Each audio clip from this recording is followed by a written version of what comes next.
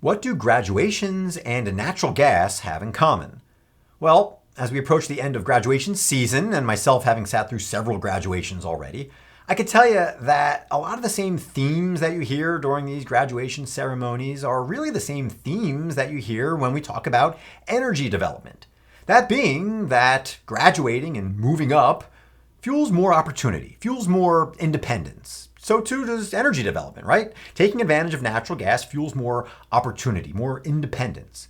But the difference is that often when we think about natural gas development and energy development more broadly, we're talking in the macro, right? You tend to think about geopolitics and energy security and economics, and maybe don't jump straight to your children. And I'll tell you what, when I'm sitting in graduations, I'm thinking about my kids, right? I'm thinking about, all right, them moving up and them growing and what's next.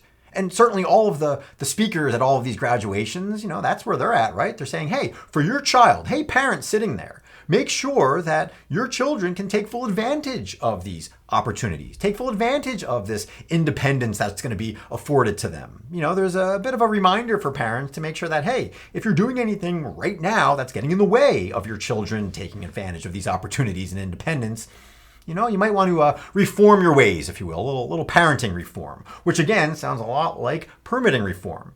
Reforming the structures that might be in place that prevent infrastructure development, prevent us from taking full advantage of the opportunities, of the independence, again, not just from a global macro standpoint, but for our children. What can you do? What can we do to make sure that the opportunities, the jobs are there for our children, not just to directly work in the energy industry, of course, but all of the industries that are indirectly supported by available, plentiful, affordable, domestic energy.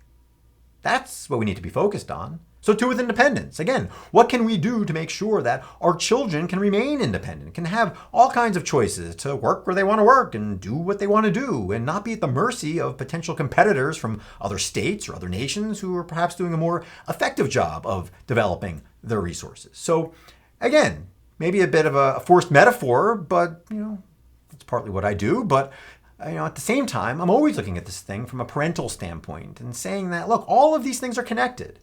And the last thing that, we should do as leaders is forget that. Forget that, we can't just talk about the benefits. We also need that second part of these graduations, which is saying, hey, you, as the leader of your family, what can you do or stop doing to make sure that you can take full advantage of these opportunities, take full advantage of this independence?